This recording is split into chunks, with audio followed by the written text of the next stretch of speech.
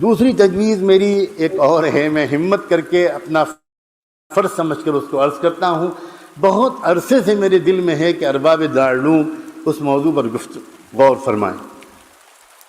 مجھ ناچیز کا خیال یہ ہے کہ اکابر دارالعلوم کو سعودی حکومت سے ایک سنجیدہ اور باضابطہ گفتگو کا آغاز کرنا چاہیے۔ میں خود سعودی عرب میں رہا ہوں اور اسی جامعہ اسلامیہ کا ایک طالب علم ہوں جہاں سے غیر مقلدیت کا یہ سارا مسئلہ پوری دنیا میں پھیلایا جا رہا ہے۔ 8-9 سال میرے وہاں گزرے ہیں۔ میں ایک بات عرض کرنا چاہتا ہوں، یہ صحیح ہے کہ رابطہ عالم اسلامی نے وہ تجویز پیش کی جو ہمارے حضرت محتم صاحب دامت برکاتہم نے اس کو نقل کیا، اس کے ایک حصے کو، اور یہ بھی صحیح ہے کہ سعودی حکومت کا اپنا مسلک جو علانیہ ہے وہ حنبلی ہے، اور یہ بھی صحیح ہے کہ وہاں کے بہت سے علماء کا مسلک کچھ اور ہے۔ لیکن اس حقیقت کا انکار نہیں کیا جا سکتا کہ غیر مقلدیت کے اس فتنے کو اصل میں ساری طاقت سعودی حکومت سے پہنچ رہی ہے۔ اس کو نظر انداز کیا جائے گا تو ہم فتنے کے جڑ اور فتنے کے سر چشمے کو کچلے بغیر ہم اس کے امتدادات اور اس کے تسلسل اور اس کے باہر پہنچنے والے اثرات ہی سے لڑتے رہیں گے۔ میں حوالے کے طور پر پیش کرنا چاہتا ہوں، سعودی حکومت کا جو شعبہ دعوت و ارشاد ہے اور اس کا جو شعبہ توعیت السلام علیکم ورحمۃ اللہ وبرکاتہ۔ مولانا نے جو سب سے پہلی ہمارا جو یہ وقفہ ہے، اس وقفے میں جو باتیں کہی ہیں انہیں ایک نظر میں جان لیتے ہیں۔ مولانا کہنا چاہتے ہیں کہ اکابر دارالعلوم دیوبند کو سعودی حکومت سے گفتگو کرنی چاہیے، اور یہ کہہ رہے ہیں کہ غیر مقلدیت کا یہ فتنہ جامعہ اسلامیہ مدینہ منورہ اور سعودی حکومت کی طرف سے پھیلایا جا رہا ہے۔ یہ دوسری بات ہے۔ پھر یہ کہہ رہے ہیں کہ غیر مقلدیت کو، جب مولانا غیر مقلدیت کہتے ہیں یا کہہ رہے ہیں تو ان کی مراد اہل حدیث ہیں، کیونکہ غیر مقلد تو بہت سارے ہیں، لیکن مولانا کو جو پریشانی ہے وہ اہل حدیثوں سے ہے، غیر مقلد سے اصل میں نہیں پریشانی ہے۔ غیر مقلد تو بہت سارے لوگ، پریشانی اصل میں اہل حدیثوں سے ہے، تو اہل حدیثوں کو یہ کہہ رہے ہیں۔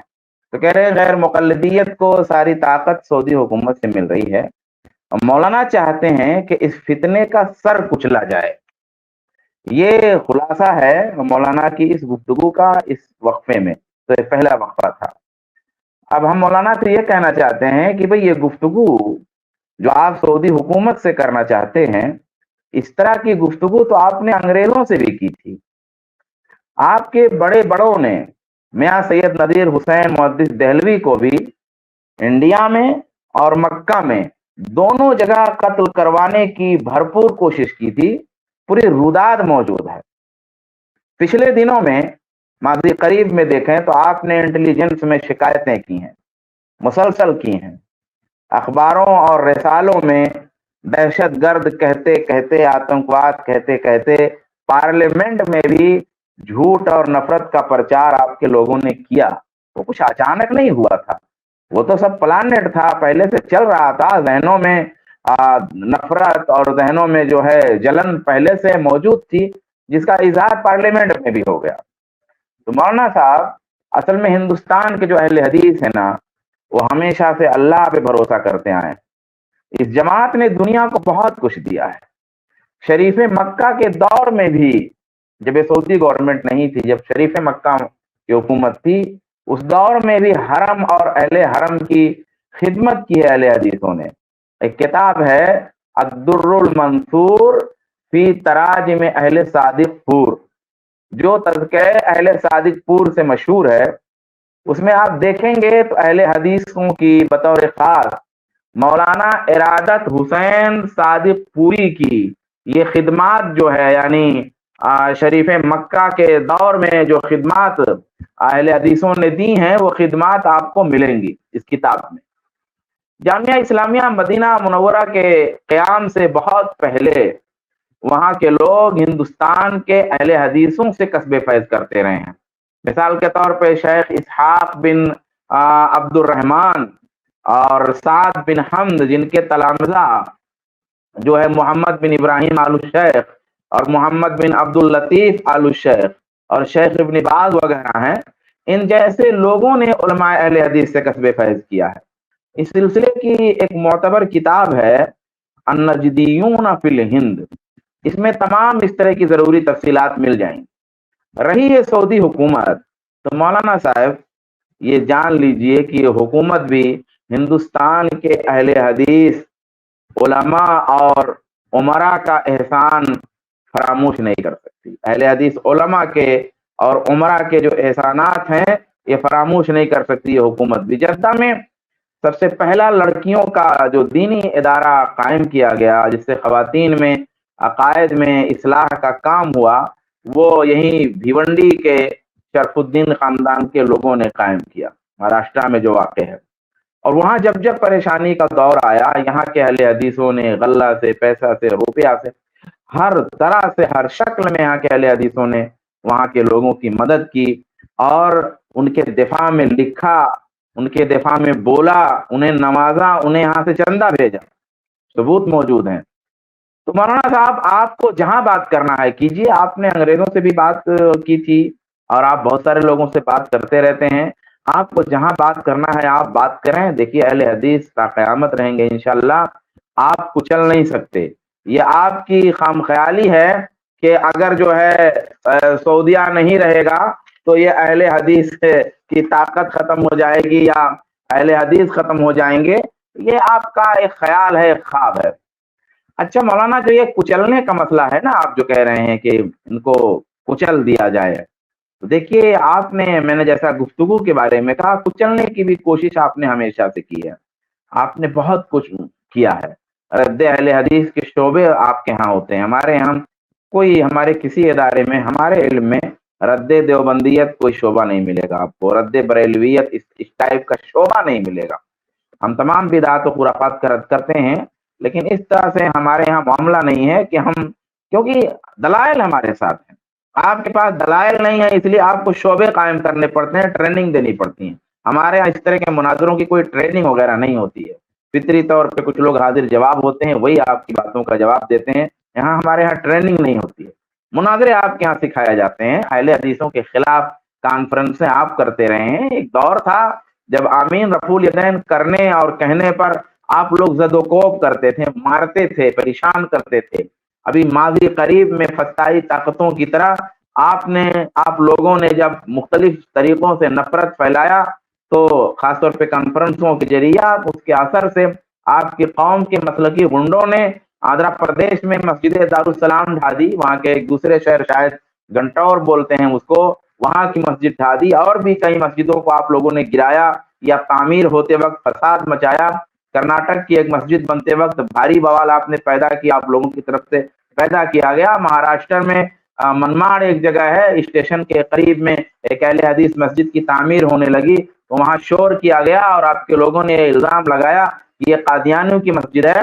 الغرض آپ لوگوں کی سازشی گفتگو، منافقات، لوگوں کو فتنہ کہنے اور ظلم کرنے، بلکہ آپ کے لفظوں میں یہ جو سر کچلنے کی تاریخ ہے نا، یہ بہت پرانی ہے، یہ بہت زمانے کا ہے۔ آپ کا ایک مولوی علیہ ما یستحق اپنی تقریروں میں باقاعدہ یہ چیلنج کرتا تھا کہ اہل حدیثوں، تم اپنی عورتوں کو مسجد بھیجنے کے قائل ہو تو ہماری مسجدوں میں کیوں نہیں آمین کہنے کے لیے بھیجتے ہو؟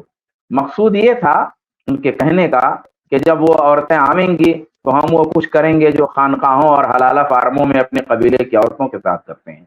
تو یہ معاملہ تھا۔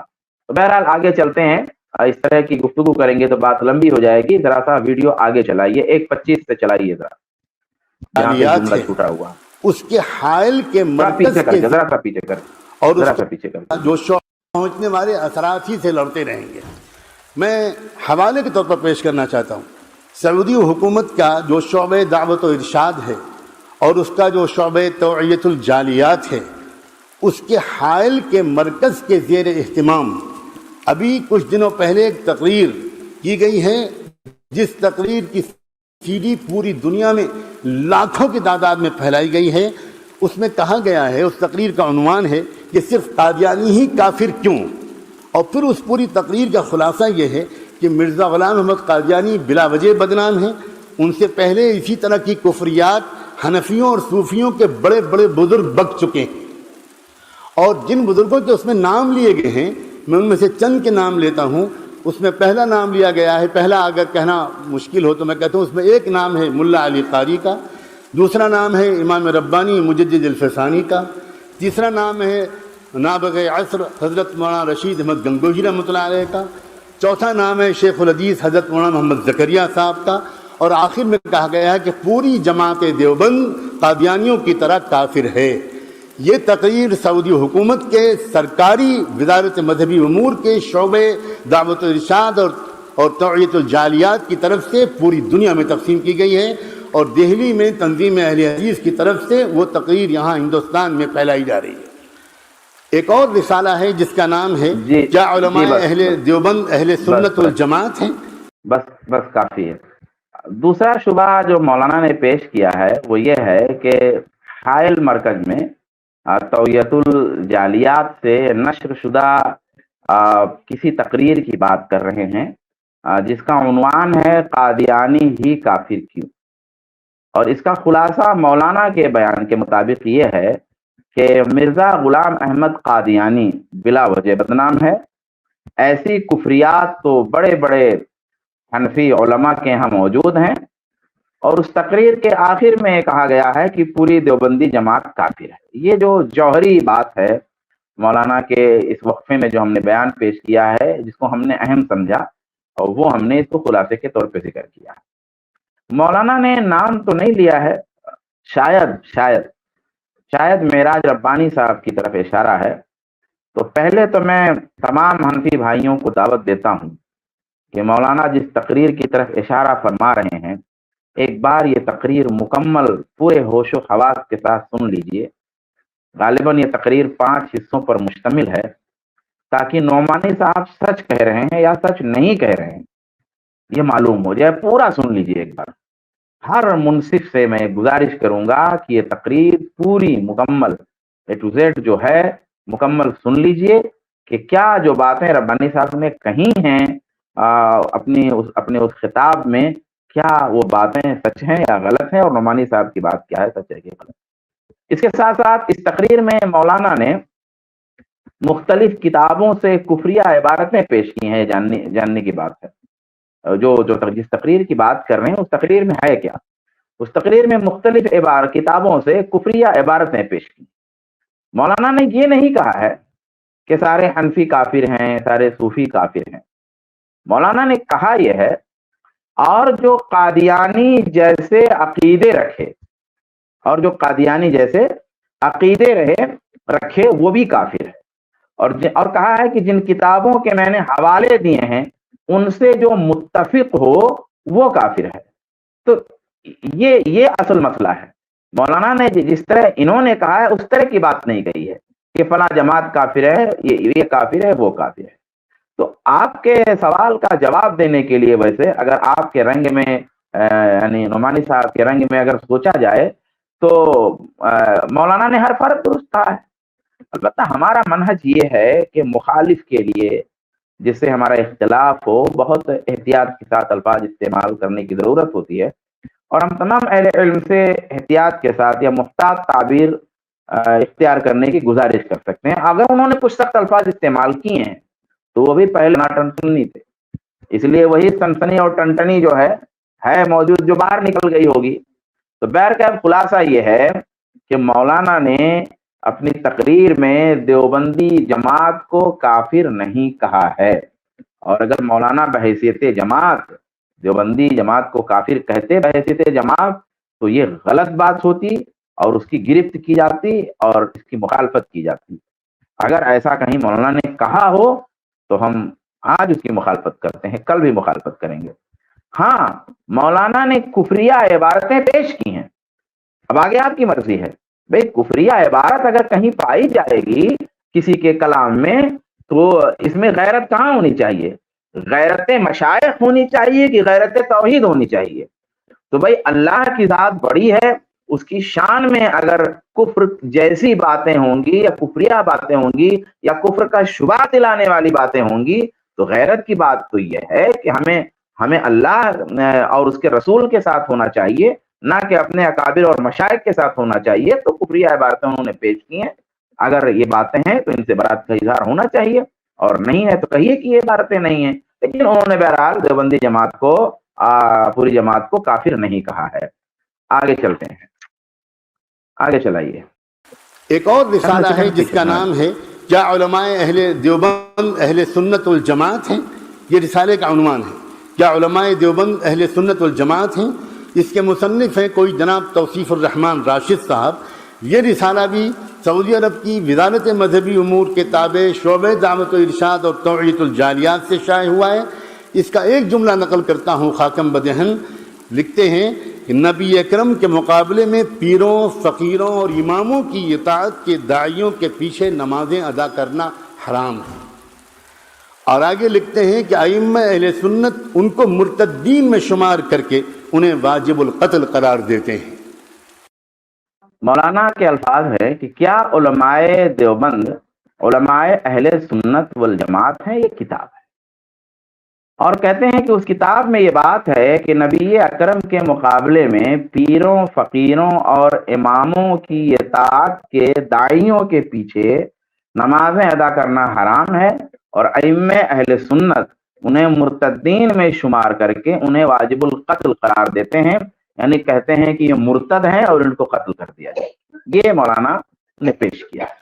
پہلی بات تو یہ ہے کہ اس کتاب میں انتہائی اختصار کے ساتھ علماء دیوبند کے عقائد و نظریات بیان کیے گئے۔ نعمانی صاحب کو اگر اپنے علم و فضل کا اتنا غرہ ہے تو پیش کیے گئے حوالوں کو غلط ثابت کر دیں کہ بھائی یہ جو نظریات ہمارے علماء کے خیالات، ہمارے علماء کے عقائد ہمارے علماء کے پیش کیے گئے ہیں، یہ صحیح نہیں ہے، اور جن کتابوں کا تذکرہ ہے ان کتابوں میں یہ بات موجود نہیں ہے، یا پھر وضاحت پیش کریں کہ اس کا واقعی مفہوم اس طرح سے ہے۔ میری تمام حنفی عوام سے گزارش ہے کہ ایک بار یہ کتاب پڑھ لیں تاکہ حقیقت واضح ہو جائے کہ مصنف نے بات جھوٹ لکھی ہے یا سچ لکھی ہے کیا ہے۔ دوسری بات یہ ہے کہ کتاب کے صفحہ نمبر 89 پر 89 میں بڑی وضاحت سے یہ بات مصنف نے لکھی ہے کہ ہر دیوبندی کافر و مشرک نہیں ہوتا۔ اس کو دوسرے لفظوں میں مجھے کہنا ہو تو میں یوں کہوں گا کہ من حیث الجماعت دیوبندی حضرات کی تکفیر ہرگز درست نہیں ہے۔ یہ حرام ہے کہ من حیث الجماعت جو ہے ان کو جو ان کی تکفیر کی جائے۔ کسی کے اندر اگر کفر پایا جائے، اشخاص کے اندر، مشائخ کے اندر، علماء کے اندر کفر یا کفر کا شبہ نکیر کی جائے گی، لیکن من حیث الجماعت کسی جماعت کو ایسے کافر نہیں کہا جا سکتا، اس کی تکفیر نہیں کی جا سکتی۔ تو مولانا نے باقاعدہ یہ بات لکھی ہے۔ پھر اگلے صفحات میں مولانا نے یہ بتایا ہے، مصنف نے یہ بتایا، جس کتاب کا شیخ صاحب نے حوالہ دیا ہے، کہ گمراہ فرقوں میں کئی طرح کے لوگ ہوتے ہیں۔ کچھ ہوتے ہیں جو مجتہد مختی ہو سکتے ہیں، یعنی کہ اجتہاد کیا مگر غلطی ہو گئی، ایسے لوگ ہو سکتے ہیں۔ کچھ جاہل قابل عذر ہو سکتے ہیں، یعنی انہیں مسئلے کا علم نہیں ہے، ان کے لیے عذر ہے، نہیں تکفیر کی جائے گی۔ فاسق یعنی نافرمان ہوں گے، صرف فسق اور نافرمانی کی جیسے تکفیر نہیں کی جائے گی۔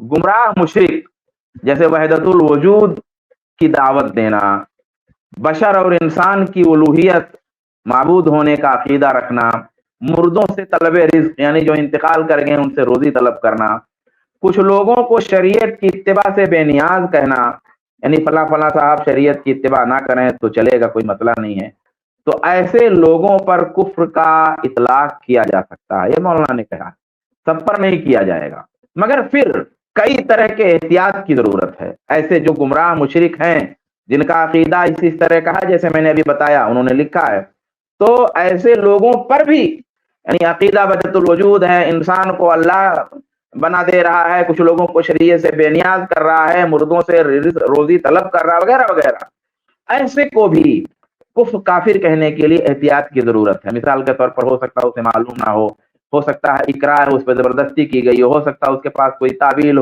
ہو سکتا ہے غلطی سے بغیر ارادے کے کوئی کفریہ بات ادا ہو گئی ہو، کہہ دیا ہو، وغیرہ وغیرہ۔ پھر یہ کہ متعین تکفیر درست نہیں ہوگی، یعنی متعین کر کے جیسے یہ کہنا کہ بھائی عبداللہ کافر ہے، متعین تکفیر درست نہیں ہوگی۔ اس کے بعد مولانا کہتے ہیں किताब का सफ़ा अगर जो है अरशद भाई लगा सकें, मैंने भेजा हुआ है, किताब का सफ़ा लगा दीजिए, वो सफ़ा जिसमें ये बात मौजूद है और जिसका हवाला शेख साहब दे रहे हैं, नुमानी साहब दे रहे हैं, तो उस किताब का एक सफ़ा मैंने स्क्रीनशॉट लेकर के भेजा हुआ है, अगर मुमकिन हो तो लगा दीजिए। मुसन्निफ उसके बाद कहते हैं कि ये सब कुछ एहतियातन और इस्तेहबाबन ही है, क्योंकि मस्तूरुल हाल के पीछे नमाज दुरुस्त है। यानी उनका कहना है, जरूरी नहीं कि मैं मुत्तफिक रहूं, मुसन्निफ का कहना यह है कि कोई देवबंदी मिसाल के तौर पे है, हमें उसका जब अकीदा नहीं मालूम है कि उसका अकीदा वाकई खराब ही है, उसकी हालत छिपी हुई है, तो जो मस्तूरुल हाल है उसके पीछे नमाज दुरुस्त होगी। फिर कहते हैं लेकिन मस्तूरुल हाल वाला वसूल बहाना नहीं बनाया जाएगा, उसको इस्तेमाल नहीं करेंगे कि मस्तूरुल हाल को बहाना बनाकर, बुनियाद बनाकर गुमराह मुशरिकों, देखिए मस्तूरुल हाल के पीछे नमाज पढ़ी जाएगी, लेकिन मस्तूरुल हाल को बुनियाद बनाकर गुमराह मुशरिकों, दरगाहों, आस्थानों और पीरों के पुजारियों, मुर्दों की इबादत करने वालों, हुलूलिया, इत्तेहादिया और वहदतुल वजूद के कायल। अब यहाँ ये पूरी इबारत देख लीजिए, अब ये पूरी बात है। अब क्या कोई मुसलमान इख्तिलाफ करेगा इससे कि ये सब चीजें शिरकियां हैं? फिर आगे कहते हैं उसी में और जोड़ते हैं, और नबी अकरम के मुकाबले में पीरों, फकीरों और इमामों की इताअत के दाइयों के पीछे नमाज अदा करना हराम है। सवाल ये है कि क्या आप ये अकीदा रखते हैं कि किसी इमाम की इताअत की रसूल के मुकाबले में दावत दी जाएगी, रसूल के मुकाबले में किसी पीर फकीर की इताअत की दावत दी जाएगी? क्या आप अकीदा रखते हैं? और आप अकीदा रखते हैं तो अपनी इस्लाह कीजिए, तौबा कीजिए, कुफ्र है, ये चीज कुफ्र है। तो मौलाना ने कहा कि इनके पीछे नमाज़ें अदा करना हराम है। अइम्मे अहले सुन्नत इनको मुर्तद्दीन में शुमार करके इन्हें वाजिबुल कत्ल करार देते हैं, यानी जो मुशरिक हो, गुमराह हो और गैरुल्लाह की जो है, ये नहीं है, ये स्क्रीनशॉट नहीं है, ये चंदे की स्क्रीनशॉट है, एक और है। नबी अकरम के मुकाबले में और ये कहता हो कि अल्लाह जो है, ये भी नहीं है, ये फतवा है। हाँ ये है, इसको बड़ा कर सकते हैं, इसको बड़ा कर सकते हैं ताकि लोग देख सकें। तो हाँ देखिए यहाँ लिखा हुआ है, यहाँ देखिए, ये वो नीचे नीचे नीचे नीचे कीजिए, नीचे दिख रहा है, यानी नीचे की इबारत दिखाइए, इसको और ऊपर कीजिए, ऐसे और ऊपर कीजिए, और ये देखिए, ये लिखिए, ये सब कुछ एहतियातन, बस सब कुछ एहतियातन और इस्तेबाबन ही है, यहाँ लिखा हुआ है। फिर आगे वाला, आगे की इबारत भी है। तो यहाँ किताब में जो मैं पढ़ा हूँ लफ्ज बलफ्ज मौजूद है। हाँ ये देखिए, करने वाले हुलूलिया, इत्तेहादिया, ये पूरी इबारत देखें, वहदतुल वजूद के कायल और नबी अकरम के मुकाबले में पीरों, फकीरों और इमामों की इताअत के दाइयों के पीछे नमाजें अदा करना हराम है। अइम्मे अहले सुन्नत इनको मुर्तद्दीन में शुमार करके इन्हें वाजिबुल कत्ल करार देते हैं। अल्लाह हमें अहले सुन्नत के मनाज को समझने और अमल करने की तौफीक अता फरमाए। ये पूरी इबारत जब आप देखेंगे, पूरे बयान को सामने रखेंगे, तो क्या पता चलता है कि पहली बात तो यह है कि मुसन्निफ ने तकफीर के मसले में बहुत एहतियात किया है। हत्ता कि अगर किसी ने कुफरिया बात कह दी और कुफ्र पर अमल कर लिया तो उसमें भी तहकीक की जाएगी कि मवाने तकफीर में से कोई बात तो नहीं है। वो सब देख करके ही किसी के ऊपर तकफीर का फतवा लगेगा, काफिर का फतवा लगेगा। फिर मौलाना ने तकफीर में एहतियात के नाम पर और मस्तूरुल हाल के बहाने हर किसी के पीछे नमाज पढ़ने से रोका है, और एक साथ सबको जोड़ करके ये बताया है कि इस तरह के लोग कौन से हैं जिनके पीछे नमाज नहीं पढ़ी जाएगी। यहाँ यह हरगिज नहीं कहा है कि देवबंदी काफिर हैं। अब नोमानी साहब ने एक आखिरी लाइन खाली ले लिया है, पीछे की लाइन गुमराह मुशरिकों से जो पूरी लाइन है, वो लाइन, कई लाइन जो है वो मौलाना ने छोड़ दिया है, और आखिरी लाइन जिसमें सिर्फ पीरों और फकीरों और इमामों की इताअत की दावत अल्लाह के रसूल के मुकाबले में जो इबारत है उसे ले लिया है, और ये तासुर देना चाहा है कि उन्होंने देवबंदी जमात को काफिर कहा है। बिल्कुल ये बात गलत है। देवबंदी जमात को उन्होंने काफिर नहीं कहा है, उन्होंने कुछ सिफात का तज़किरा किया। जिन सिफात का मुसन्निफ ने जिक्र किया है, उन सिफात की मौजूदगी में देवबंदी हो या अहले हदीस हो, कोई भी हो, या बरेलवी हो, कोई भी हो, अगर इंसाफ पसंद कोई है तो वो यही कहेगा कि वाकई ऐसे लोग कुफरे सरीह के मुर्तकिब हैं, वो कोई भी हो, ایسا جب بھائی جس کے اندر بھی یہ چیز پائی جائے گی وہ کفر شریک کا مرتکب مانا جائے گا.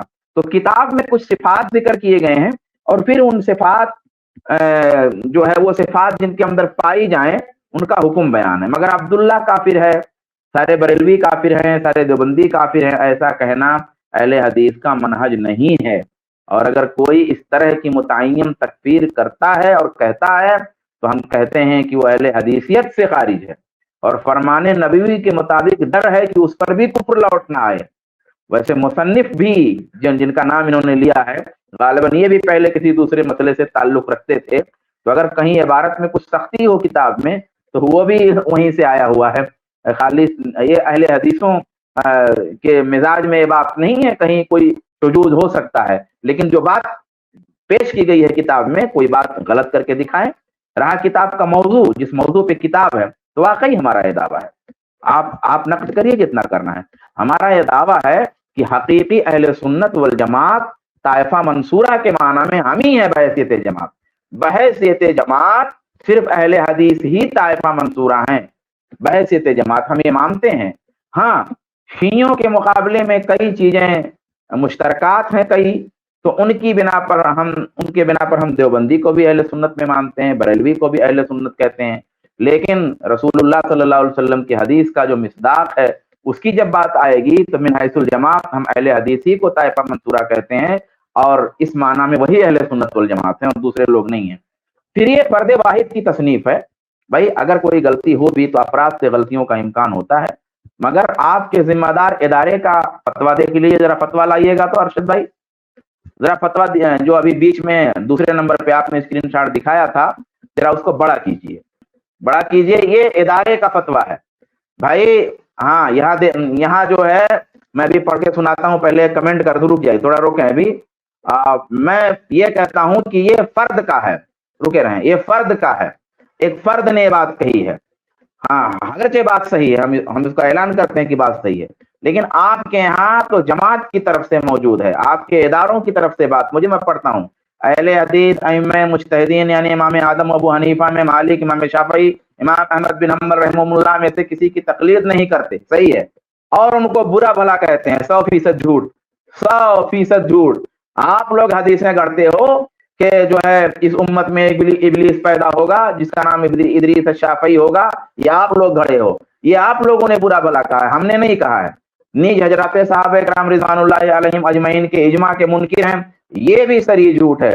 اہل حدیثوں کے اصول استدلال میں اجماع ایک بنیادی اصول ہے, اور صحابہ کرام کے اجماع کو حجت مانتے ہیں, صحابہ کرام کے فہم کو بھی حجت مانتے ہیں. جو نہیں مانتا وہ اہل حدیث نہیں. نیز حضرات صحابہ کرام رضوان اللہ علیہم اجمعین کے اجماع کے منکر ہیں, اور کسی ایک حدیث کے ظاہر معنی کو لے کر بقیہ حدیث کا جو صحیح طرق سے ثابت ہے انکار کرتے ہیں. یہ بھی بالکل جھوٹی بات ہے, بالکل غلط بات ہے. اہل حدیث صحیح حدیث کا انکار بالکل نہیں کرتا. اوپر کریے, اس ایک حدیث پر عمل کر کے تھوڑا سا چلائیے, تھوڑا فتویٰ تھوڑا اوپر چلائیے ارشد. ہاں, عمل کر کے اہل حدیث ہونے کا دعویٰ کرتے ہیں, یہ غیر مقلد فرقہ گمراہ ہے اور اہل سنت والجماعت سے خارج ہے. اب آپ دیکھیے یہاں پہ آپ کے تھوڑا سا اوپر کر سکتے ہیں, آپ کے جو ہے فتویٰ کمیٹی سے لکھ کے آتا ہے کہ اہل سنت والجماعت سے خارج ہیں. یہ تو ایک فرد نے بات لکھی ہوئی ہے, ایک فرد کی طرف سے بات ہے. کئی جھوٹ ہے اس میں, ائمہ اربعہ کو برا بلا کہنا ہے, اجماع صحابہ کے انکار کا جھوٹ ہے, ایک حدیث کا ظاہر لینا اور بقیہ صحیح روایت کو چھوڑ دینے کا جھوٹ, تمام طرح کا جھوٹ موجود ہے. اور ایک ادارے کی طرف سے یہ بات کہی گئی ہے کہ اہل سنت والجماعت سے اہل حدیث خارج ہیں. تو آپ کس منہ سے یہ ساری باتیں کرتے ہیں؟ ساری ابتدا تو آپ کی طرف سے. انشاءاللہ جو آدھی ویڈیو ابھی بچی ہوئی ہے اس کا جواب انشاءاللہ تعالی ہم آئندہ دیں گے. اللہ تبارک تعالیٰ سے دعا ہے اللہ تعالی ہم سب کو حق سمجھنے, حق پر عمل کرنے کی توفیق عطا فرمائے. اس کلپ کی فل ویڈیو دیکھنے کے لیے ہمارے چینل پر ضرور آئیں. آئی پلس ٹی وی نے ایک نیا یوٹیوب چینل شروع کیا ہے جس کا نام ہے آئی پلس ٹی وی اختلاف کا حل. اس چینل پر صرف اختلافی مسائل پر ویڈیوز آئے گی, لیکن دلائل کے ساتھ اور بھائی چارگی کے ساتھ. آپ کو میں دعوت دیتا ہوں کہ آپ بھی ہمارے اس چینل کو سبسکرائب کریں, ہماری ویڈیوز کو شیئر کریں اور نوٹیفیکیشن آئیکن کو آل سلیکٹ کریں تاکہ آپ کو ہماری ویڈیوز کا نوٹیفیکیشن مل سکے. جزاک اللہ خیر, والسلام علیکم ورحمۃ اللہ.